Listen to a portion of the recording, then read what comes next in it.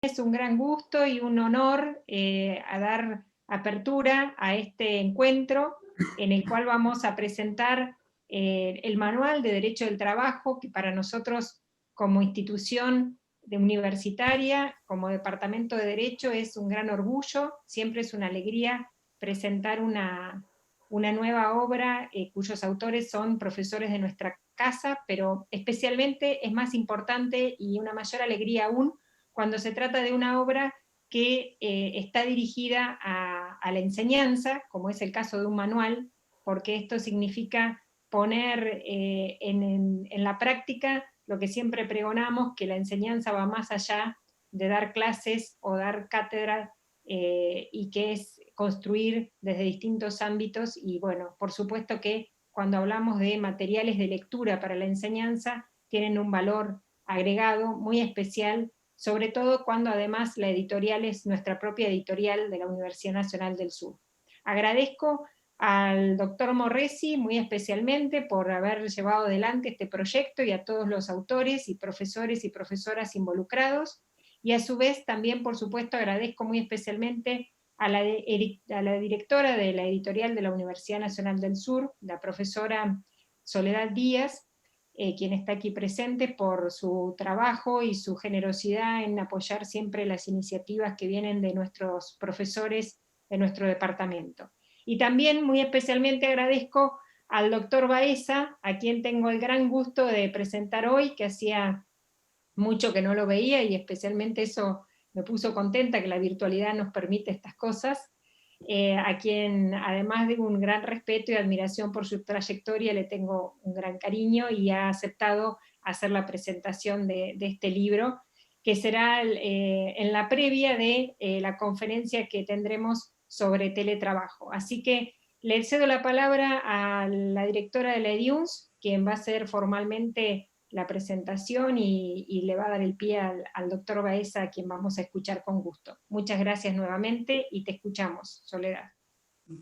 Bueno, buenas tardes. Muchas gracias, doctora Tolosa.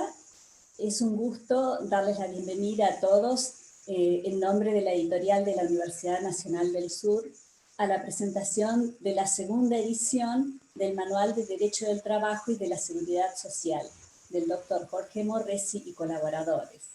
En primer lugar, casi repitiendo las palabras de Pamela, quiero decirles que es un orgullo para nuestra editorial haber realizado la segunda edición actualizada de este manual, porque ha representado un gran esfuerzo por parte de todos los autores y en particular del doctor Morresi, y agradecer la colaboración también de todos los autores y del doctor Morresi con el equipo editorial en la edición de esta obra, para poder asegurar la calidad no solo del contenido, sino también de la presentación de la obra. Otro aspecto que quería puntualizar es que si bien el libro está pensado para los estudiantes universitarios, no deja de ser una fuente de consulta importantísima también para los profesionales. Bueno, ahora quería hablar unas palabras sobre el director y coordinador de la obra, que es el doctor Morresi. El doctor Morresi es abogado de la Facultad de Ciencias Jurídicas y Sociales de la Universidad Nacional de La Plata, y también abogado especialista en Derecho del Trabajo de la Universidad Católica Argentina. Se desempeña como profesor titular en la Cátedra de Derecho del Trabajo en el Departamento de Derecho de la Universidad Nacional del Sur, y también en este departamento dicta cursos de posgrado, y es también profesor de posgrado en la Facultad de Derecho de la Universidad Nacional del Centro. Posee numerosas publicaciones de artículos en revistas de Derecho Laboral, Derecho del Trabajo, capítulos de libros y libros como este que tenemos la presentación hoy. En el ámbito profesional, el doctor Morresi se ha desempeñado como presidente del Instituto de Derecho Laboral de Bahía Blanca, también como presidente de la filial Bahía Blanca de la Asociación Argentina de Derecho del Trabajo y de la Seguridad Social. Ha sido conjuez de la Suprema Corte de Justicia de la Provincia de Buenos Aires. También ha sido conjuez de la Cámara Federal de Apelaciones de Bahía Blanca y actualmente se desempeña como miembro académico del Consejo de la Magistratura de la provincia de Río Negro. Bueno, podríamos seguir hablando del doctor Morresi, pero vamos ahora mejor a mencionar también los demás autores que han contribuido a esta obra. Y los vamos a mencionar en el orden en que se encuentran los capítulos que cada uno de ellos ha aportado. Son los doctores, son 30. Elvira Germano, Carlos Toselli, Jorge Sapia, Andrea García Bior, David Duarte, Diego Javier Tula, Mariano Serralunga, Diego Tosca, Francisco Costa, Gustavo Ariel Diegues, Juan Ignacio Morresi, Sebastián Such, Daniel, Juan Carlos Giorlandini, Horacio Las Heras, Adolfo Clun, Laura Neri, Graciela del Valle Antacli, María Cecilia Tamira, María Eugenia Oliva, María Elena Arriazu, Trinidad Bergamasco, Estela Martí de Minutela, Rosana Bermúdez, Marcelo Di Pietro, Máximo Levi, Gerardo Corti, Oscar Kochlar y Mariano Lixing. Bueno, ahora vamos a ir a la presentación del libro. Y para eso hoy tenemos el gusto y el privilegio, también como dijo Pamela, de contar con la presencia del doctor Carlos Baeza. Pero antes quería decir unas palabras del doctor Baeza, que es abogado de la Universidad de Buenos Aires durante 33 años y hasta su jubilación se desempeñó como juez del Tribunal de Trabajo número 2 de Bahía Blanca. Ha sido docente durante 40 años en el ámbito universitario, profesor titular de legislación en la UTN, Facultad Regional Bahía Blanca, profesor asociado de Derecho Comercial y Administrativo en la Escuela de Oficiales de la Armada y profesor titular de Derecho Constitucional en el Departamento de Derecho de la Universidad Nacional del Sur. Aquí también ha dictado cursos de posgrado. El doctor Baeza ha participado en numerosos congresos nacionales e internacionales, ha dado charlas y conferencias de su especialidad, es autor de más de 300 trabajos en revistas científicas y medios gráficos. También ha editado 12 libros, de ellos podemos destacar Exégesis de la Constitución Argentina y Derecho Constitucional. Y para finalizar, quería destacar que su libro, Cuestiones Políticas, recibió el primer premio nacional en un concurso organizado por la Corte Suprema de Justicia Nacional, y el libro El Poder Legislativo de la Constitución Argentina también recibió el primer premio nacional en un concurso organizado por la Honorable Cámara de Senadores de la Nación. Ambos concursos con motivos del 150 aniversario de la Jura de la Constitución Argentina. También, como dije del doctor Morresi, podemos hablar mucho más del doctor Baeza, pero dejamos acá y le paso la palabra al doctor Baeza para la presentación del libro. Muchas gracias, doctor Baeza. Muchas gracias a ustedes. Mucha agua ha corrido bajo los puentes desde aquellos lejanos tiempos en los cuales las todavía no complejas relaciones obrero-patronales pretendían ser solucionadas a través de las normas de la locación del Código Civil. En el mundo del trabajo, empero, se discutían temas cruciales, tales como la duración de la jornada de labor o el trabajo de mujeres y niños, y las primeras organizaciones sindicales bregaban por los derechos de sus afiliados, a veces con consecuencias trágicas, como de los mártires de Chicago, que solo pretendían una reducción de las agobiantes e inhumanas jornadas de trabajo hasta entonces imperantes. Congresos y organizaciones internacionales fueron logrando con esfuerzo consensuar con el sector privado mejores condiciones laborales. En tanto, los gobiernos comenzaban tímidamente a legislar en la materia, reconociendo la existencia de los nuevos derechos que la actividad productiva y económica venía exigiendo. Un aporte fundamental en torno a la concepción del trabajo estuvo dado por la doctrina social de la Iglesia, la cual, frente a las primitivas concepciones que veían en el trabajo, principalmente manual, algo innoble y degradante, elevó la actividad humana a un plano superior. Al mismo tiempo, el trabajo es uno de los medios por los cuales el hombre puede tener acceso a los bienes, y ello resulta necesario para poder cumplir el deber primario de la propia subsistencia y la de la familia, pero a la vez permite al hombre su desarrollo y perfeccionamiento, con lo que se supera y trasciende, siendo que esa superación se convierte en prioritaria frente a los bienes y riquezas materiales que ha podido acumular merced a su fatiga. Por ende, nunca el trabajo puede ser considerado un fin en sí mismo, sino el medio que permite al hombre alcanzar las consecuencias recién vistas.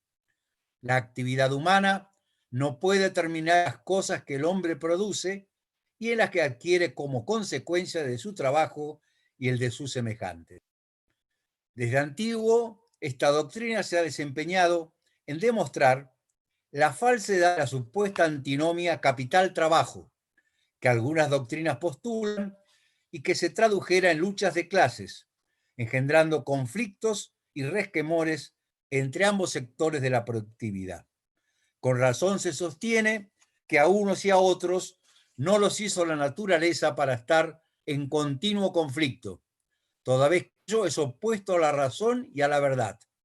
Por el contrario, así como en el cuerpo los distintos miembros se unen en perfecta simetría, así también la naturaleza quiere que aquellas dos clases se adapten y equilibren, puesto que una necesita de la otra, ya que los empresarios y los trabajadores son co-creadores de una obra común y en tal sentido comen, por decirlo así, en una misma mesa. No es posible entonces separar el capital del trabajo, ya que estos no se contraponen, ni mucho menos los hombres que están detrás de ellos. Por consiguiente, es completamente falso atribuir al capital o solo al trabajo lo que ha resultado de la eficaz colaboración de ambos, y es totalmente injusto que el uno o el otro, desconociendo la eficacia de la otra parte, se alce con todo el fruto. La doctrina enseña que todas las formas de acceder a la propiedad es a través del trabajo. Como señalara en la encíclica Rerum Novarum, si el trabajador presta a otro su fuerza, lo hace con el fin de alcanzar lo necesario para vivir y sustentarse, y por tanto, con el trabajo que provee, adquiere el derecho de exigir su salario y hacer de él el uso que quiera. Y si gastando parte de ese salario ahorra algo para tener más seguro ese ahorro, lo emplea en una finca, tal bien no es más que aquel salario bajo otra forma y por tanto la finca es tan suya como lo era el salario que con su trabajo ganó. Este reconocimiento a la doctrina social fue expresamente invocado en los debates de la reforma constitucional de 1949, que elaboró un numeroso listado de derechos laborales, cuando se señaló que conforme a la misma, 4 son las nociones básicas relativas al trabajo, a saber, cada cosa vale por sí misma, principio de autonomía. Las cosas inferiores están naturalmente sometidas a las superiores, principio de selección. La parte existe para el todo, principio de integración. El todo existe para el supremo hacedor principio de trascendencia. Como bien lo decía Tristán de Atallade, el trabajo vale por sí mismo, posee derechos propios, es una expresión de la superioridad del hombre sobre los demás seres. Solo el hombre trabaja libremente, y todo aquello que en el trabajo represente la negación de esa libertad o de esa fuerza inmanente de liberación es contrario a su naturaleza profunda. Las etapas en cuanto a la relación laboral reconocen su inicio en la esclavitud, que es la materialización absoluta del concepto de trabajo. Es la alienación total de un hombre por otro. El trabajo humano es una mera cosa y arrastra en esta calificación a la persona a la que está ligado. Tal el concepto del trabajo en la esclavitud. De la esclavitud de la humanidad pasa a la servidumbre. La lenta evolución de la Edad Media lleva a esta organización de trabajo. El siervo no es un hombre sin derechos, tampoco es un hombre libre. Se liga a un de prestación de servicios y contribución en especie. Tiene una personalidad mucho mayor que la del esclavo. El esclavo no es más que un bien movible del amo. Y finalmente llegamos a la forma del asalariado. Es el contrato libre de igual a igual, en que se intercambian servicios por un precio en dinero. Este sistema, nacido del influjo de la libertad, lleva a nuevas formas de servidumbre. El trabajo se convierte en mercancía, se somete a la oferta y la demanda. La sociedad se divide en dos clases, los que trabajan y los que contratan. Unos tienen el capital en dinero y otros la fuerza del trabajo. Y el sistema se expande con la aparición de la máquina y del capitalismo moderno. En nuestro país, las primeras normas en la materia fueron obra de distintos actores sociales, tal como ocurriera con los partidos socialista y radical, e igualmente a través de la ya citada reforma constitucional de 1949, así como también merced a la iniciativa de organizaciones sindicales. Y si bien la reforma constitucional de 1957 facultó al Congreso sancionar el Código del Trabajo y la Seguridad Social, a más de 60 años de dicha enmienda, el mismo no ha visto la luz. No obstante, y especialmente en los últimos 50 años, la tarea legislativa ha sido abundante y merced a la Ley de Contrato de Trabajo y sus diversas modificaciones, se ha ido perfilando un esquema cada vez más amplio en materia de derechos y obligaciones laborales para ambas partes de la relación. A ello se suma la mejora sustancial de las condiciones del trabajo, merced a las negociaciones plasmadas a través de los convenios colectivos que han elaborado las pautas no solo en lo que hace a las características de la prestación del trabajo en las distintas actividades, sino particularmente en cuanto a la protección de la actividad dependiente en el ámbito laboral. Y no menor relevancia ha tenido la creación jurisprudencial de importantes doctrinas interpretativas de leyes laborales que han llegado inclusive a la declaración de inconstitucionalidad de aquellas normativas que por su naturaleza resultaban violatorias de esenciales derechos de los trabajadores. Lo cierto es que desde aquel primitivo comienzo en que las relaciones laborales pretendían ser abarcadas en el marco del Código Civil, el derecho laboral ha adquirido la necesaria independencia como rama del derecho privado y a ello ha colaborado igualmente, además de la tarea legislativa y jurisprudencial, la profusa importante labor doctrinal plasmada en libros, artículos en revistas especializadas, ciclos de conferencias y otras manifestaciones similares.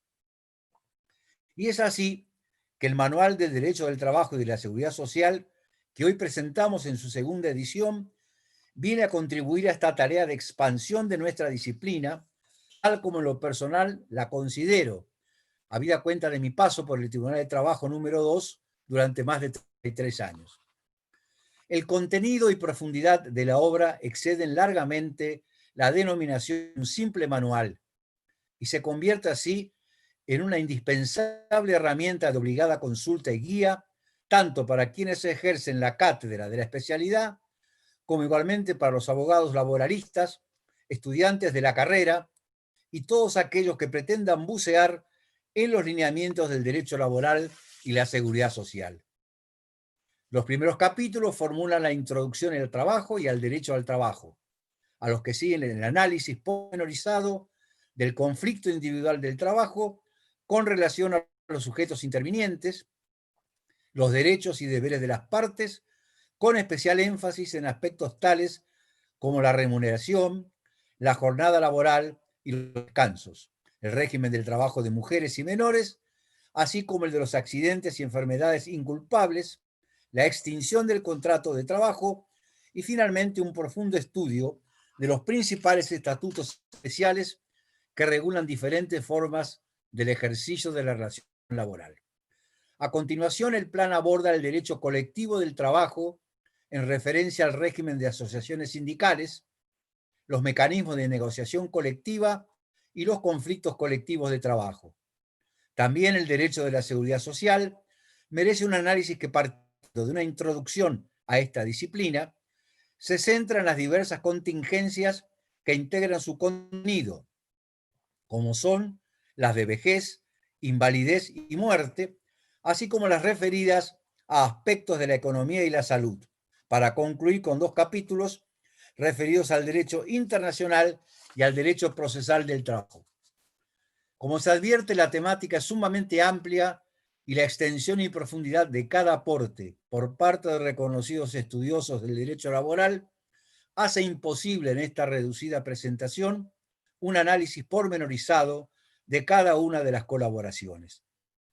Solo me resta agradecer la invitación a formular esta breve presentación que me permite estar nuevamente en contacto, aunque sea por esta vía remota, con el ambiente del derecho laboral al que dedicara la mayor parte de mi vida profesional.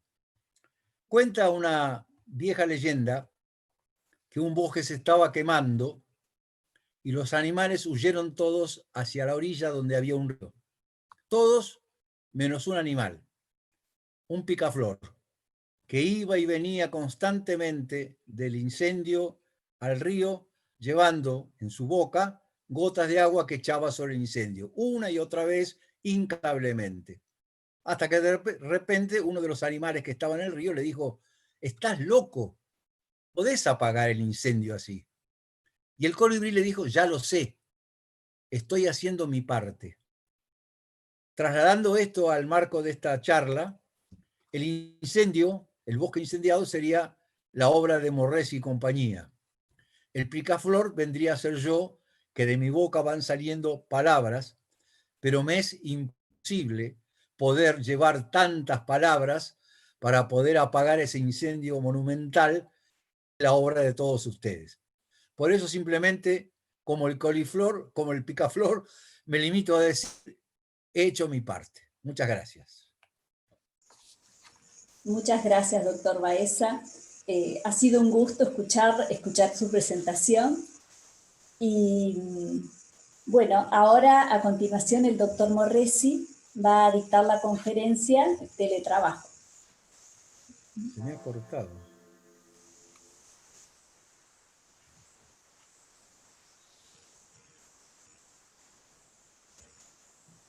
¿Me escucha? Muchas gracias. Se escucha bien, ¿no es cierto? Sí.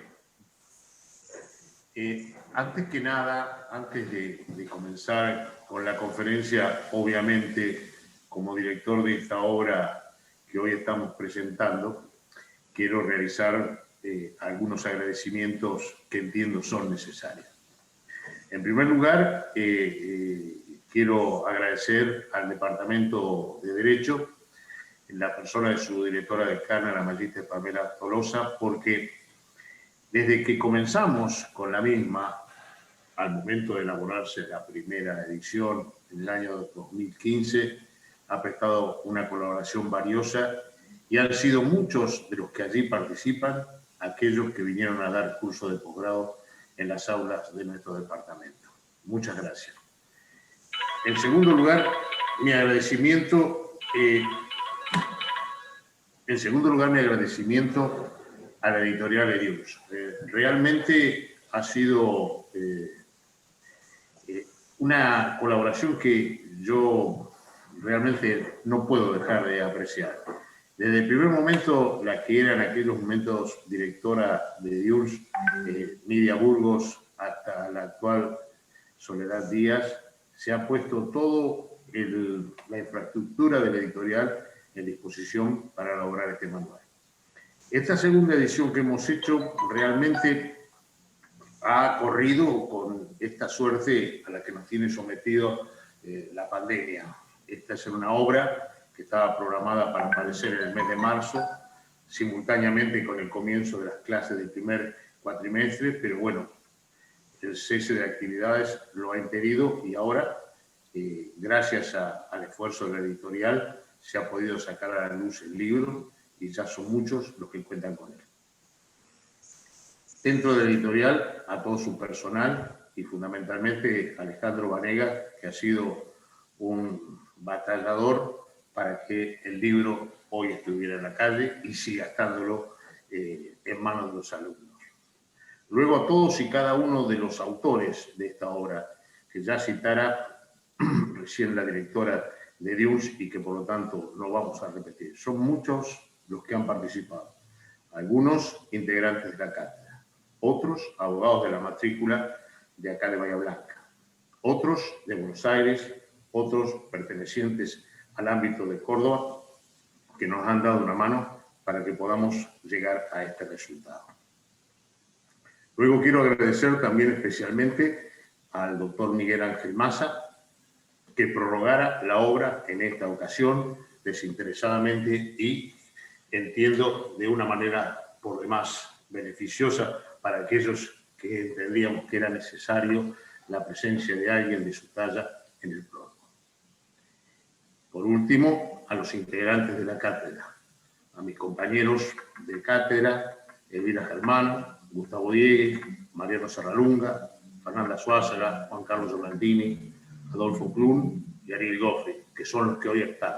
Y aquellos que ya no están, algunos por dedicarse a otra materia y otros por haberse jubilado, como mis amigos Máximo Levi y Hugo Caimani, todos los cuales también prestaron colaboración valiosísima para que este manual viera la luz. Y no puedo dejar de mencionar a mi familia y fundamentalmente a mi esposa, que han debido aguantar el hecho de tener que dedicar horas para la confección de esto. Horas en Bahía Blanca, horas en Sierra de la Ventana, donde suelo recluirme en los fines de semana cuando la pandemia nos permitía. Gracias, Susana, gracias, hijos, por haberme dado una mano a los efectos de que esta obra se pueda realizar. Bueno, lo único que esperamos es que sirva, creo que ha de serlo, porque la primera edición se agotó, lo cual llevó a varias reediciones y esto demandó a que se tuviera que hacer una nueva y que la misma implicara que debiéramos actualizar los conceptos, dada la dinámica que tiene la normativa del derecho del trabajo. Y incorporáramos también temas tales como la discriminación, temas vinculados a los riesgos de trabajo. La obra está a disposición para aquellos que quieran adquirirla a través de la página de Diurs. De paso, ya que no lo hizo la directora, yo paso la propaganda para la venta. Muchas gracias. Bueno, ahora sí, vamos a cambiar la temática y abocarnos un poco a lo que se centraría esta pequeña conferencia que se ha dispuesto a hacer como parte de la presentación del libro y está vinculado al teletrabajo. Lo primero que nos preguntamos los que transitamos el camino del derecho ante la aparición de una nueva ley es acerca de su necesidad. Y a partir de ello comienzan a precipitarse otros interrogantes. Uno de ellos está vinculado a la secuencia temporal en que la misma se ha dictado. Luego aparecen preguntas tales como si la ley es la adecuada para contener las relaciones a las que apunta y si solucionaría los conflictos que podían plantearse o se generarían nuevos. Y por último, la pregunta de cuáles son los beneficios que el régimen que crea la nueva norma producirán a aquellos a quienes van dirigidos. Estos interrogantes se replican con la ley 27.555, conocida como ley de teletrabajo. Preguntas todas ellas que se plantean desde antes de la sanción de la misma, pero no solo al operador jurídico, sino también al público en general y particularmente a quienes de una u otra forma se ven afectados por el nuevo régimen legal.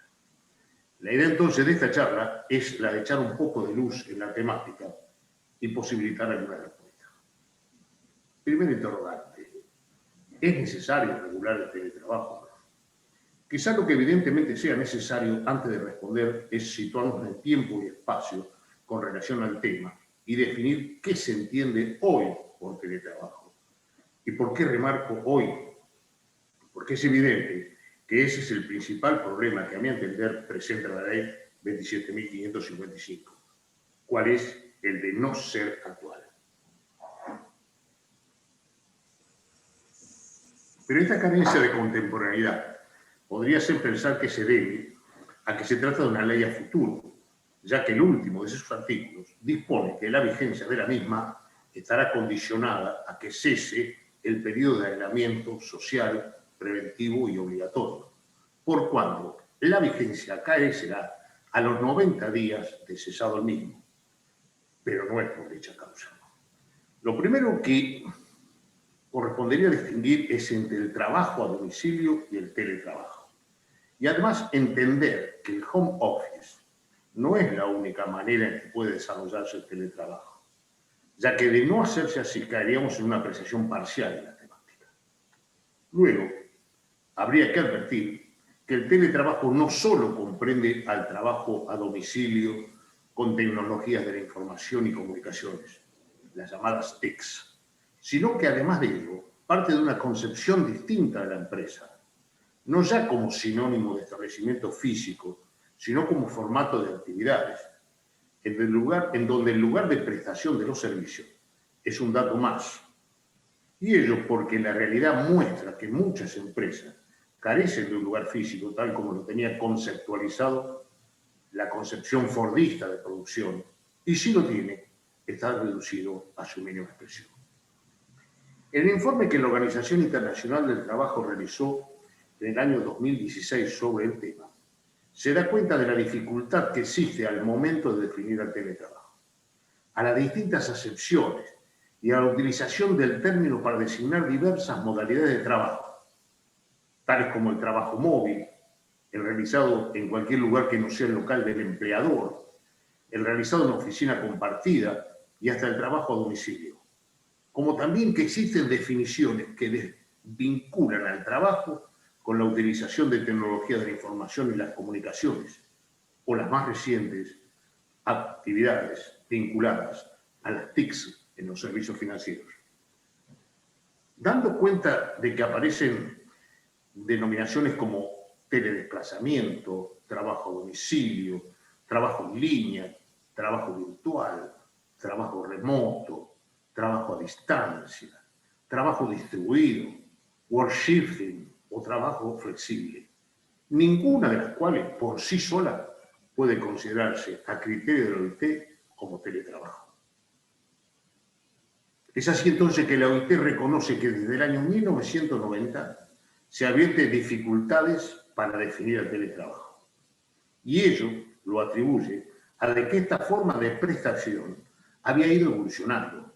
Y lo que empezó como un trabajo a domicilio, con utilización de medios tecnológicos, hoy en día abarca situaciones más complejas que contienen una importante variedad de ellas e innumerables regímenes flexibles combinados con diversidad de lugares de trabajo, oficinas centrales, locales de clientes, centros satélites o en el propio domicilio del trabajador.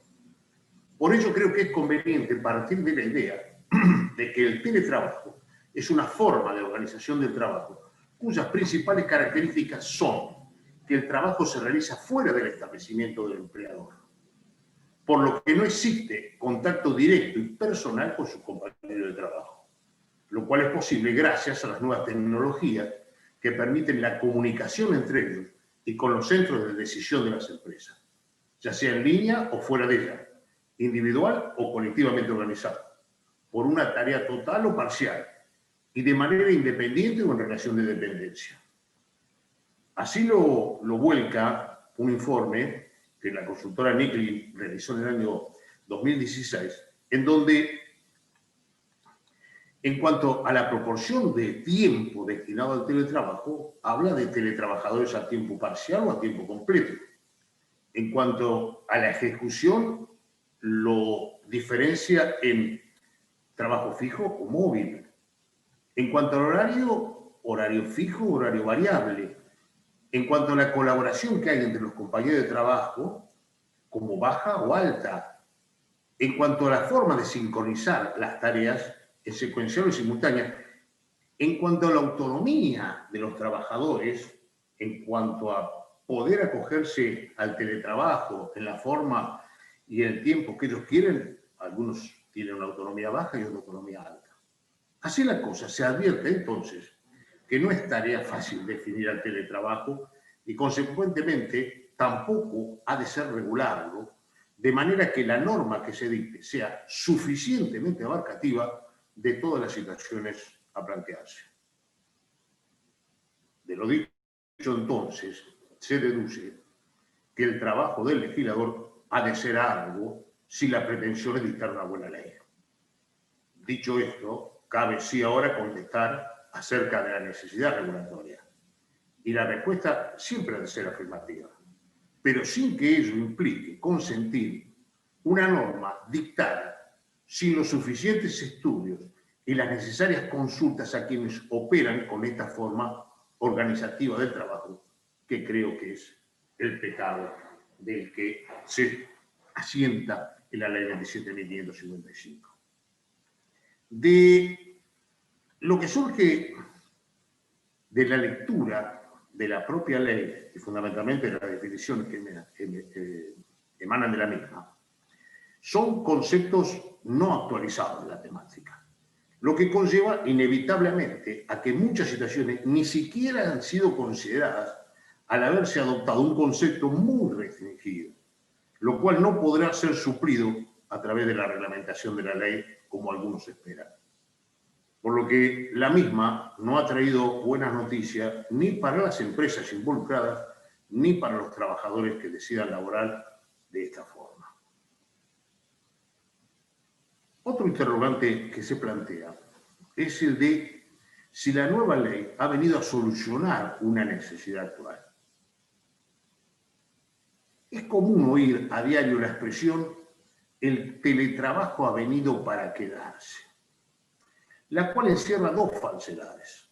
Una, que lo que supuestamente ha venido, y no por propia decisión, sino por consecuencia del aislamiento social preventivo y obligatorio, es el home office, el trabajo en la casa, que es una de las tantas formas de teletrabajar como hemos aclarado recientemente. Y la otra, que el teletrabajo en nuestro país se encuentra sentado hasta el punto que en el año 2017 se suponía que el 10% de los trabajadores activos prestaban servicios de esta forma.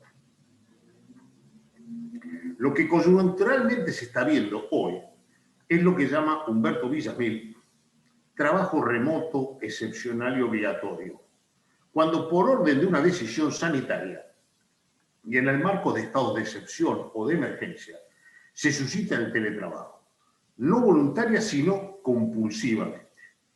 Ahora bien, a este respecto, la ley nada ha regulado, ya que, como dijera, la vigencia de la misma acaecerá a los 90 días de cesar el acto. Por lo tanto, cabe preguntarse a qué vino la nueva ley. Y mi respuesta es que no lo sé. Lo que sí sé es que se trata de un cuerpo normativo que llama modalidad contractual a lo que es una forma de organizar el trabajo, que de lo único que se ocupa es del trabajo a domicilio con utilización de TICs, adaptando para ello viejas fórmulas conceptuales elaboradas en antiguos proyectos legislativos y que encapsula al teletrabajo en la rígida forma de contrato de trabajo de la ley homónima, pero deja en manos de la autorregulación temas tan importantes como la jornada de trabajo. De la problemática de estos trabajadores que hoy se encuentran prestando servicio a distancia, nada se dice, con lo cual estamos igual que antes del dictado de la ley 27.555. será por ende la casuística la que deba solucionar el conflicto. Esto lleva a concluir que se ha hecho una ley, como quien dice, para hacer coma. Y entonces, ¿de qué se ocupa la ley? Plantear un tema en los términos expuestos, viene necesariamente la pregunta aludida. Veamos qué podemos aclarar. En cuanto al concepto, cabe apuntar que la ley ha incorporado el teletrabajo al marco conceptual de la Ley de Contrato de Trabajo a partir de considerarlo como una nueva modalidad contractual. Cuestión esta que no analizaré acá, ya que excede el marco de esta charla. Lo que sí puedo decir es que a partir de esa definición se da la idea, se deja claro que esta forma organizativa del trabajo pasa a ser un engranaje más dentro del sistema rígido de relaciones laborales que consagró hace 50 años la Ley de Contrato de Trabajo, la cual, como todos sabemos, está inspirada en un modelo industrialista del trabajo y que obviamente nunca pudo prever la forma remota, deslocalizada y con medios tecnológicos informáticos. Por lo tanto, solo habrá contrato de teletrabajo en tanto y en cuanto se respeten las condiciones generales de la ley general, pese a que se difiera luego en la negociación colectiva la regulación específica. La definición que utiliza la nueva ley del teletrabajo es de la llamada de primera generación, porque para nada se contempla no solo la oficina móvil, sino tampoco la oficina virtual, ya que pese a referir sobre la posibilidad de prestación que no sea ni el domicilio del trabajador o del empleador, luego, en la regulación del teletrabajo que genéricamente realiza la ley, siempre está latente la idea del trabajo en la primera situación, es decir, adoptando un criterio de trabajo a domicilio con utilización de tecnologías de la información y la comunicación. No otra explicación puede encontrarse con la regulación que hace la ley respecto a las tareas de cuidado, variante que solo puede darse en el trabajo a domicilio, o lo vinculado a la provisión de equipamientos o de conectividad, o la normativa en materia de seguridad y higiene del trabajo y riesgo de trabajo, ya que de la lectura de los artículos a ellos referidos se desprende que siempre hace alusión al trabajo a domicilio. La prueba de la vetustez de la redacción la da el hecho de ser la misma que aparecía en el proyecto de ley de julio de 2007, llamado Ley Nacional de Teletrabajo en Relación de Dependencia, elaborado por el Ministerio de Trabajo. También la que aparece en el Manual de Buenas Prácticas de Teletrabajo del año 2011, elaborado por la OIT, el Ministerio de Trabajo de la Nación y la Unión Industrial Argentina. Y la misma que se consigna en una resolución del año 2012 de la Superintendencia de Riesgos del Trabajo. Obviamente, en más de 10 años la tecnología ha cambiado bastante como para darnos cuenta de que no pueden utilizarse esos conceptos. Con lo cual, entonces, decíamos, se fortalece la equiparación del teletrabajo con el trabajo a domicilio, lo que es, a esta altura del análisis de la cuestión, si bien uno puede darse cuenta de que existe contacto, nada hace pensar que sean equiparables, por lo que rechazo la idea de algunos autores de reconocer como fuente de esta ley al convenio 177 de la OIT, que está destinado a la regulación del trabajo a domicilio. El referido convenio fue ratificado por nuestro país a partir de la ley 25.800 y habla del trabajo a domicilio como aquel que una persona realiza en su domicilio o en otros locales distintos a los del empleador a cambio de una remuneración con el fin de elaborar un producto o prestar un servicio de acuerdo a las especificaciones de su empleador y sin perjuicio de quien proporcione los materiales, equipos u otros elementos para su realización. Por lo que el concepto introducido en la ley, si bien al formularse pretende ser abarcativo, luego en el desarrollo de la temática se ancla en el trabajo a domicilio.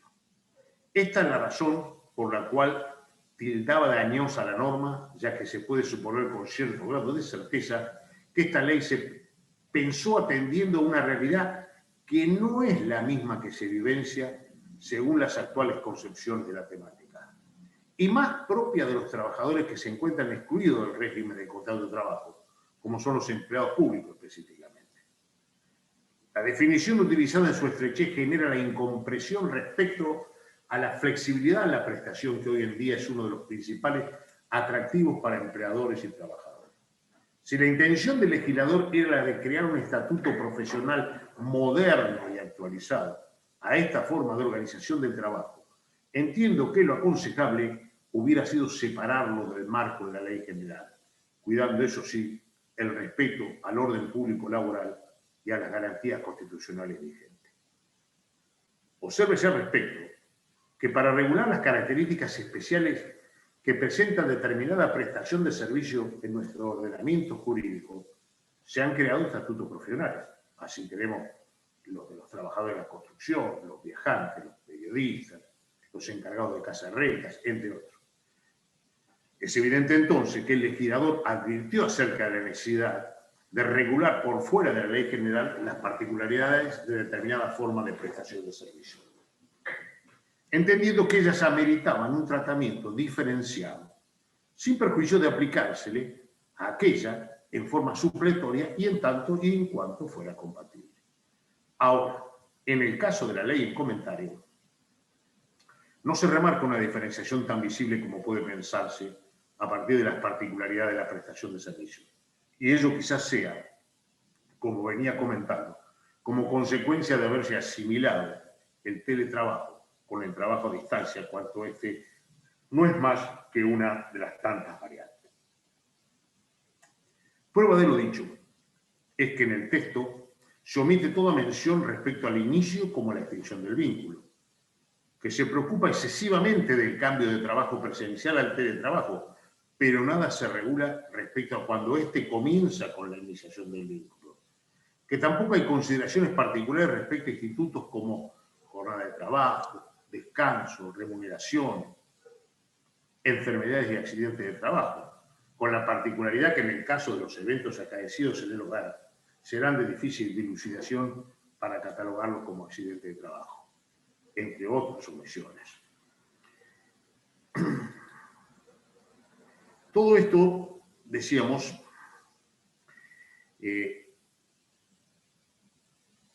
ameritaba, si lo que pretendía hacerse era una ley lo más completa posible y actualizada, una regulación especial que no está. El excesivo, a mi criterio, diferimiento en la regulación de las partes y en la negociación colectiva, a la que alude constantemente el texto legal, son muestra de la escasa intención de conformar un serio estatuto para los teletrabajadores. La ley sigue un poco el criterio español, ya que contiene en varios de sus artículos una directa remisión a la negociación colectiva. Con lo cual vale preguntarse para qué se habla de legislar cuando lo que se termina haciendo es derivar la regulación en el convenio colectivo de trabajo. Tema sin respuesta. La experiencia española señala que no son muchos los convenios colectivos que se ocupan del teletrabajo, salvo algunos particularmente los de empresa, y que aparecen dificultades en la implantación de los mismos en las empresas o sectores de la producción. Las razones que aporta la doctrina española para justificar el escaso tratamiento del teletrabajo en la negociación colectiva son fundamentalmente dos. La primera, la lenta implantación del teletrabajo en España. Y la segunda, que se ha optado por la negociación individual en vez de la colectiva. Y esto, como es sabido, supone un riesgo para la garantía de los derechos de los teletrabajadores. Nuestro país, pese al porcentaje del 10% al que recién aludíamos, no presenta un marco productivo adaptado al teletrabajo, como tampoco un marco de conectividad adecuado en los hogares para que pueda pensarse en un fuerte incremento en esta forma de organización de trabajo, al menos en lo inmediato. Las especiales circunstancias en las que se encuentra el trabajo desde el hogar de ninguna manera debe hacer suponer un importante vuelco del trabajo presencial al teletrabajo cuando cesen las condiciones que lo generaron. A lo que habrá que agregar que el poco desarrollo normativo que se advierte en la negociación colectiva en los últimos años, circunscrito casi exclusivamente a la discusión salarial, nos lleva a pensar que la regulación del teletrabajo pueda tener un camino exitoso en esa materia. ¿Qué plantea la ley en relación a los derechos y obligaciones de los trabajadores? La ley en este aspecto sobreabunda innecesariamente, a mi entender, al establecer que los teletrabajadores tendrán los mismos derechos y obligaciones y percibirán las mismas remuneraciones que los trabajadores presenciales. Y hablamos de sobreabundancia porque no era necesario regularlo, ya que el artículo 14 bis y el 16 de la Constitución Nacional y el artículo 81 de la Ley de Contratos de Trabajo, al establecer el principio de igual remuneración por igual tarea e impedir cualquier tipo de diferenciación en base al principio de igualdad, no hacen que amerite una regulación particular. Un tema así en el que me quiero detener es el relacionado a la jornada de trabajo. En relación a esto, a mi criterio, nada se ha regulado y es un tema de honda preocupación en el ámbito fundamentalmente de los trabajadores.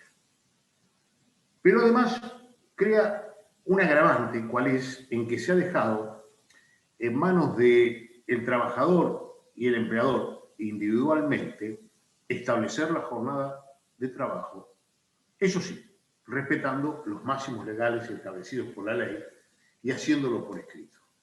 Lo cual me parece que encierra un cierto peligro para quienes prestan servicios en esta modalidad de trabajo, dado el grado de hiposuficiencia del trabajador que ha llevado a que haya toda una legislación destinada a sostenerlo al momento de negociar su contrato de trabajo.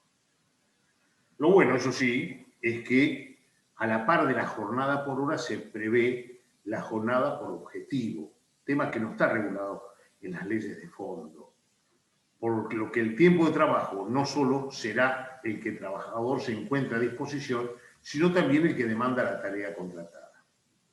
Esta cuestión no es menor, dadas las implicancias que pueden generarse en punto a los máximos legales y al pago de horas extra. También se prevé que los sistemas informáticos utilizados por el trabajador e implementados por los empleadores deben estar programados de tal manera que no permitan alterar la jornada convenida ni la conexión laboral fuera de ella. Lo cual, entiendo, se contradice con lo anterior, ya que cuando trabajo por objetivo, obviamente no tengo horario fijo de realización del trabajo.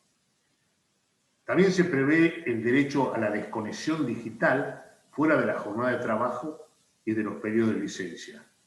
Derecho este sin duda muy valioso, aunque hay que reconocerlo de difícil implantación en la práctica, como también lo es el de la prohibición para que el empleador pueda remitirle comunicaciones a su trabajador fuera de la jornada de trabajo.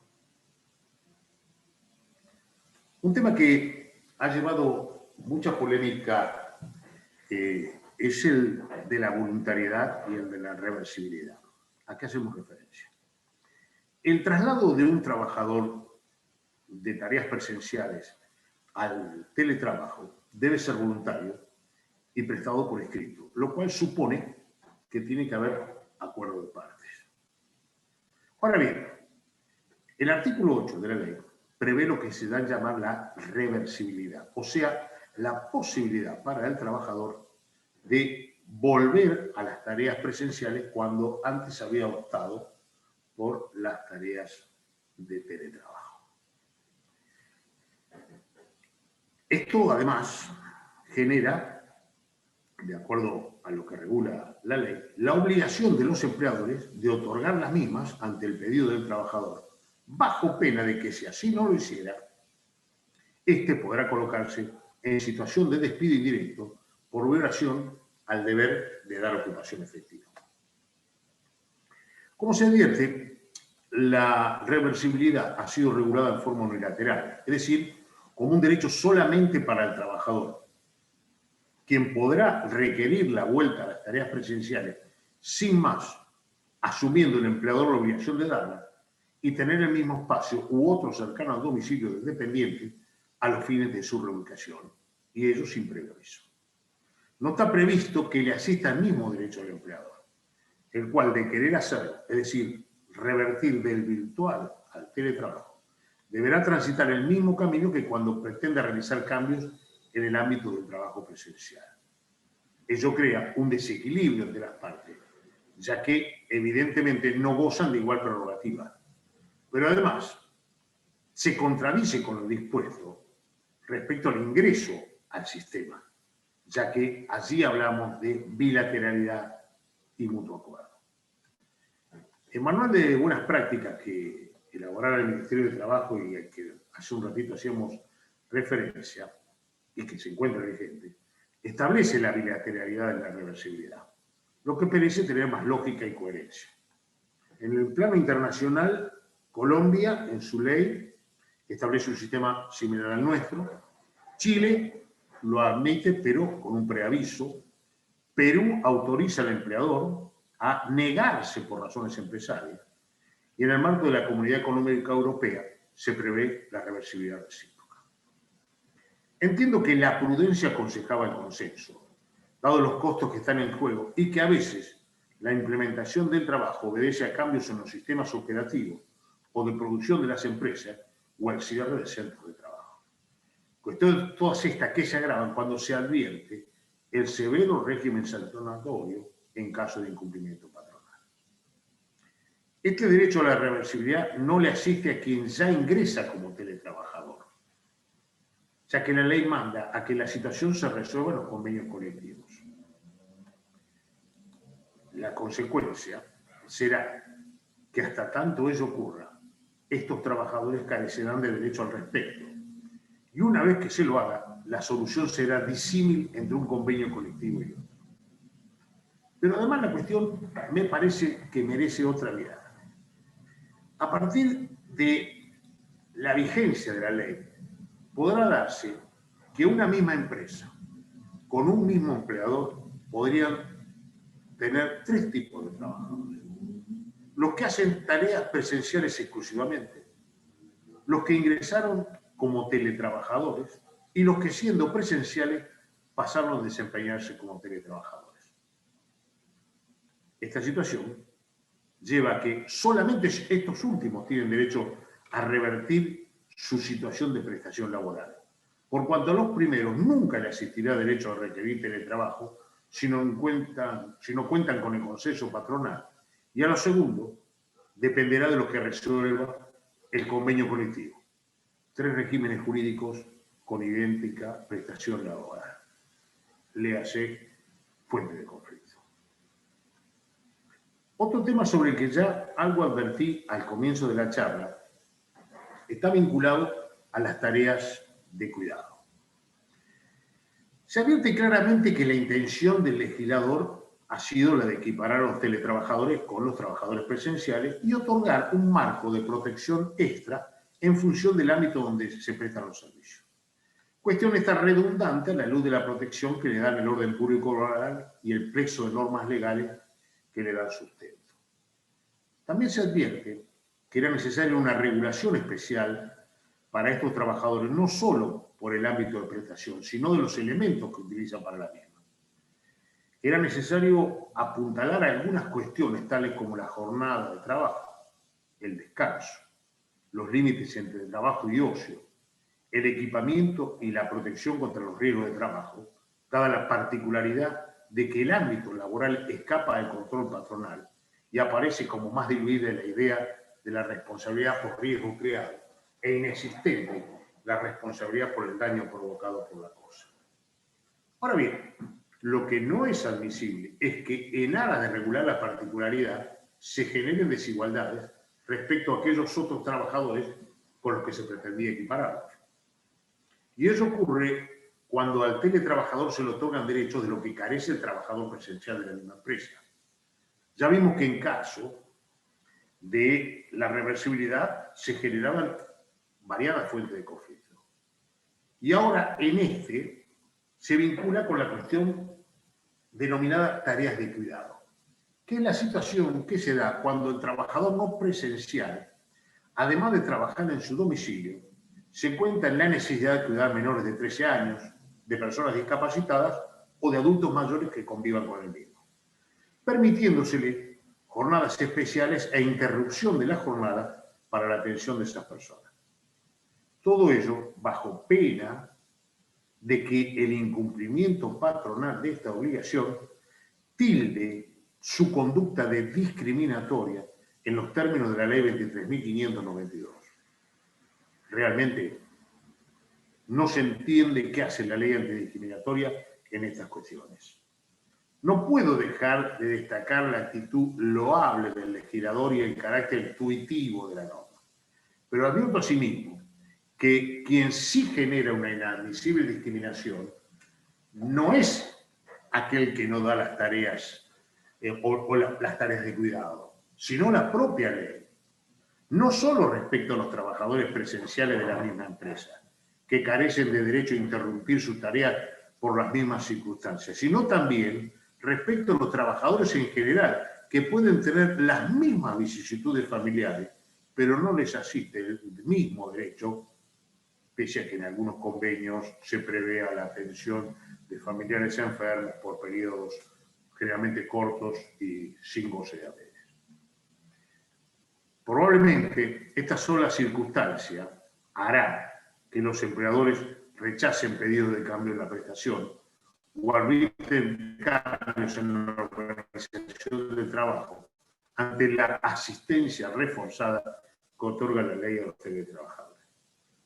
La sobreabundancia protectora ya produjo en nuestro país consecuencias no queridas con las mujeres al momento de dictarse la ley de contrato de trabajo, lo que aconseja una mirada más atenta para no desalentar esta forma de prestación de servicio. Otro de los temas que preocupa es el vinculado al material de trabajo y a los gastos de conectividad. La ley, en este aspecto, ha remitido a la regulación del convenio colectivo de la compensación económica por utilización del equipo propio y de la compensación económica por mayores gastos de conectividad en los casos en que ella no sea la que asuma los gastos, asuma la provisión de material o el pago directo de la conectividad. Lo que entiendo puede generar una clara desigualdad entre trabajadores según el convenio colectivo de aplicación y pese a que tanto el equipamiento o la conexión tienen valores más o menos uniformes y no distinguen según la unidad de negociación a que pertenece el trabajador. A ello hay que agregar que la ley nada dice en cuanto al carácter remunerativo o no de la compensación, al pago de aporte y contribución de la seguridad social, a su cómputo en las indemnizaciones o en el pago de aguinaldo. Estos temas han generado crítica desde los sectores tanto empresarial como sindical, aunque por distintas razones. Los empleadores se quejan de los importantes costos que demandaría la implementación y suministro de hardware y software para el teletrabajo. Y los trabajadores, cuando ese suministro no se lo haga, por la cantidad necesaria de dinero que deberán recibir a los fines de adquirir por sí los equipamientos o la conectividad. No cabe duda que el convenio colectivo como fuente de derecho es importante, pero no debe desconocerse que en países como el nuestro es la ley la que otorga mayor firmeza, a la par de su eficacia general para todos. Por lo que debo concluir que en este aspecto la regulación legal en análisis se ha quedado a medio camino. Y ya terminando, el último tema al que quería aludir está vinculado a los riesgos de trabajo. Y es un tema que inevitablemente generará gran conflictividad. La ley prevé que se presumen como accidentes de trabajo todos los acaecidos en el lugar, jornada y en ocasión del teletrabajo. La conflictividad estará dada no solo por la circunstancia de transformar el domicilio del trabajador en una extensión de la empresa, en los casos de home office, sino que implicará el derecho del empleador y de la RT, de verificar ese domicilio a los fines de evaluar las condiciones de seguridad y higiene, lo que implica una evidente intromisión en la intimidad del trabajador. Ello sin perjuicio de la dificultad que se generará para deslindar los accidentes domésticos de los accidentes laborales. Y concluyendo, la pregunta acerca de la necesidad regulatoria del teletrabajo tiene evidentemente una respuesta afirmativa. Así lo demuestra la realidad en relación a la extensión que ha adquirido en nuestro país esta forma de organización del trabajo y de los múltiples intentos regulatorios que se han hecho en ese sentido desde hace más de 15 años. Lo cuestionable radica en la oportunidad histórica en que se ha implementado y el hecho de haber recurrido a modelos regulatorios antiguos que no contemplan la actual situación de la prestación a distancia mediante la utilización de tecnología de la información y de las comunicaciones. Todas y cada una de las observaciones que se formulan en esta charla, entiendo podrían haberse remedado con una amplia convocatoria a los sectores involucrados y el recogimiento de las experiencias de las empresas que lo han implementado y fundamentalmente de los trabajadores que han optado por esta forma de trabajo. Desconozco si ello ha ocurrido, pero entiendo que de haberse realizado no ha sido la extensión necesaria dadas las condiciones de aislamiento en que la pandemia nos ha colocado. Se advierte asimismo que la norma sancionada no genera incentivos para la promoción del teletrabajo, con lo cual la sobreprotección que se da a los trabajadores en algunos casos en desmedro de los que hacen tareas presenciales operará como desalentadora. No se mencionan tampoco incentivos fiscales y crediticios para quienes inviertan en tecnologías destinadas a cambiar la forma de organizar el trabajo e implementar no solo el teletrabajo, sino una nueva conformación de la empresa. Si bien se propende la obligación de los empleadores en capacitación, no se observa que ello vaya acompañado de réditos en los trabajadores que la asuman, como tampoco capacitación a nivel empresario a los fines de cambiar los perfiles tecnológicos. Tampoco se advierten políticas destinadas a la inclusión de personas con capacidades físicas diferentes en esta modalidad laboral, con todo lo beneficioso que para ellas podría ser al evitar la modalidad y permitir una prestación plena. Por último, no se advierte una política de teletrabajo particularizado a la pequeña y mediana empresa en donde los costos operativos son sensiblemente menores. Bien, les agradezco la atención que me han prestado y quedo a disposición de ustedes para evacuar las preguntas que quieran, que según habíamos acordado con Sebastiana Ruiz se podrán formular a través del chat para poder dirigirlas de una manera más orgánica. Muchas gracias. Muchas gracias, Jorge. Tenemos una pregunta en el chat. No sé si alguien más quiere hacer algunas otras preguntas más. Si te parece, Jorge, te la leo. Y si hay alguna más, también te voy avisando. La primera pregunta es de Verónica Swenger y pregunta: ¿con qué fundamento podría una ART excluir la cobertura a un trabajador bajo la modalidad de teletrabajo? Para aquellos que generamos actividad en el marco del derecho laboral y tenemos relación directa con los riesgos de trabajo y accidentes de trabajo, la RT tiene mil y una maneras de rechazar determinada cobertura. Desde aquellas que le da la ley en forma textual a aquellas que derivan de la interpretación que la norma hace respecto a las que son enfermedades preexistentes, a los que son enfermedades inculpables o accidentes inculpables. Entonces bastará con que diga que es un accidente inculpable aquel que le acaeció a un trabajador que estaba teletrabajando, pero se le ocurrió justo cambiar la lamparita de la luz y agarró un golpe de electricidad, como para decir que no tiene relación con el trabajo que estaba realizando. En sinnúmero puede haber.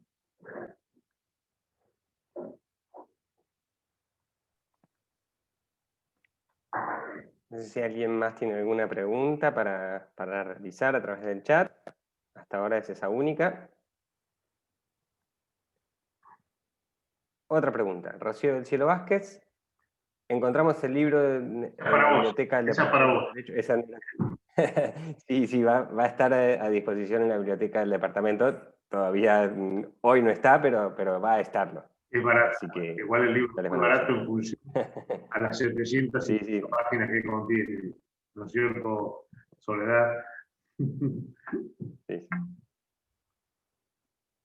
Bueno. Paula Corbalán consulta cómo podemos acceder a la grabación de la charla. Después eso les vamos a compartir desde el departamento el link, si es que así lo deciden los organizadores y disertantes. Se los vamos a compartir por mail desde el departamento. Otra pregunta. Bueno, Julio Kessler que felicita por la obra y Joaquín Vares consulta. ¿Esta diferencia entre trabajadores presenciales y teletrabajo respecto de la elección de la modalidad de trabajo y su retroversión, ¿no afectaría el ius variandi del empleador? Sin ninguna duda.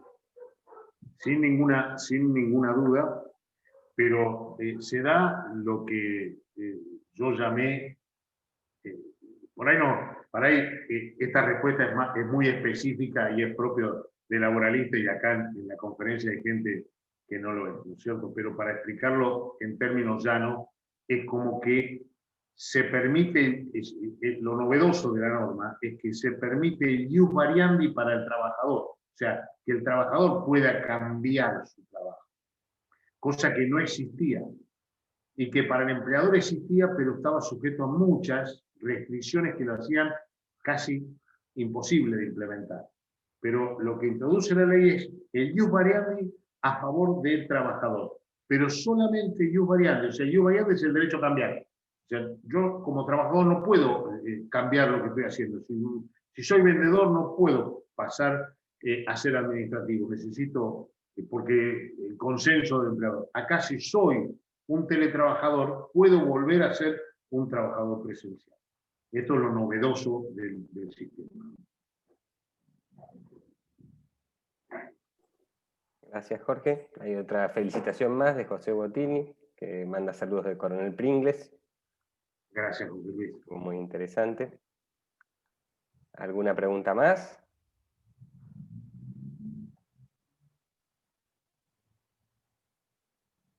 Bueno, si no hay más preguntas, les quedo agradecido a todos los presentes y espero que lo poco que he podido decir sirva para algo y lo mucho que dice el libro sirva para más.